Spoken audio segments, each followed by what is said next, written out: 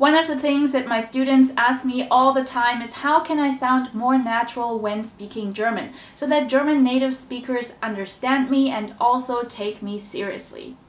Practicing proper pronunciation right from the beginning is really important. So today we're going to take a look at the German umlauts, ä, ö, and ü.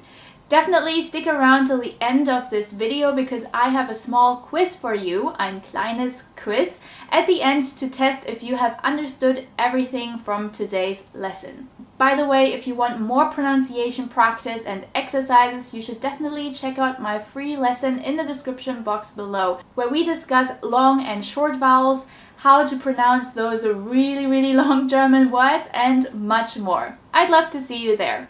And if you're new to this channel, hallo und herzlich willkommen bei Speak Fluent German. Ich heiße Salome und ich bin Deutschlehrerin für Deutsch als Fremdsprache. I am a certified German teacher for German as a foreign language, and this channel is all about helping you become a confident German speaker.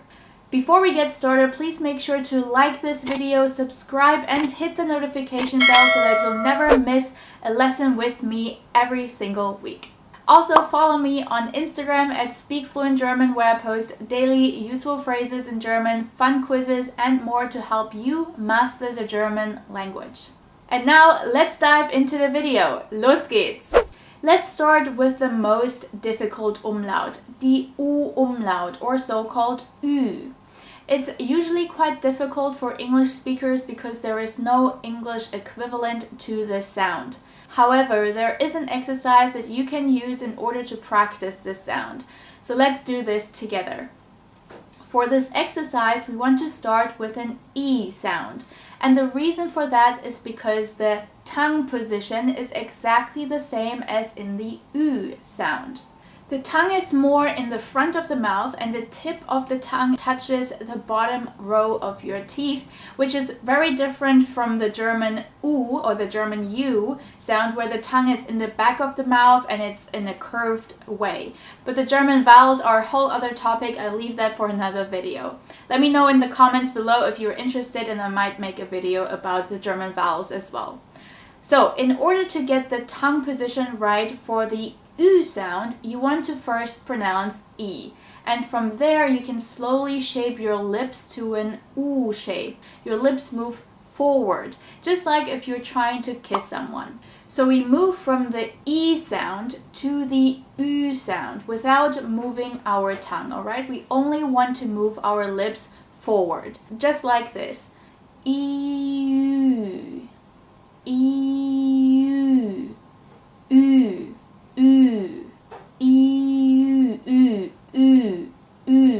Alright, so my tongue doesn't move, it's just the lips that are moving from E to Ü. Definitely practice this sound a few more times if you find it difficult to pronounce. Besides understanding the tongue position and the way your mouth is shaped, we also need to take a look at the difference between long and short Ü sounds. So the long Ü is really just a long stretched Ü, similar to the exercise that we have practiced just now.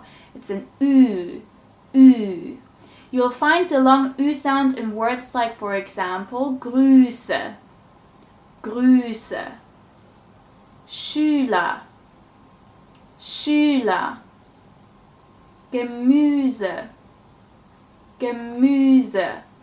The short Ü sound is more like a Ü sound, just like in the word Glück, Glück, Müll, Müll, günstig, günstig. Very good. Now let's move on to the next umlaut, the so-called O-Umlaut or Ö, where we also differentiate between long and short Ö sounds. For the long Ö, your tongue is positioned in the front of the mouth and it is bent, alright? Your lips are kind of sucking inwards and your jaw drops a bit, okay? So if you look from the side, it looks like this. Ö, Ö. Here are some example words with the long Ö sound. Let's practice together. Flöte, Flöte, schön, schön, Vögel, Vögel. Alright, very good. The short umlaut has a wider mouth opening and the tongue moves a bit more to the back compared to the long stretched Ö. So it's more like an sound. For example, öffnen, öffnen, möchten, möchten, Löffel, Löffel. The last umlaut is the A umlaut or ä, and it's probably the easiest one because English has very similar sounds. However, the tricky part here is to differentiate between the ä and the German e sound. But before we get into that, let's take a look at the long and short ä sound first. So the long ä sound is basically just a long stretched ä, ä. Just like in the words Käse, Käse, Mädchen, Mädchen, Wärme, Wärme. And the short ä sound is literally just a shortened version of the long ä sound. So you won't notice much of a difference in the shape of your mouth or tongue position. So we find the short ä sound in words like, for example, hätte, hätte, Päckchen, Päckchen, Bäcker, Bäcker. As I mentioned earlier, the tricky part here is to be able to differentiate between ä and e. Just like in this example, Bären fressen gern Beeren. So bears like to eat berries. At first, Beeren and Beeren sound exactly the same, but if you listen closely and also watch the shape of my mouth, you will notice a difference. When we pronounce the German long e sound, our lips move more to the side, just like as you're smiling, e, e. Versus when we pronounce ä, our mouth has to open up a lot more, ä. Bären fressen gern Beeren. But please note that there are some regional differences in Germany, Switzerland and Austria where the ä sounds exactly the same as the German e. So, ich habe jetzt ein kleines Quiz für dich. Now I have a small quiz for you. In this video we've talked a lot about short and long Umlaute.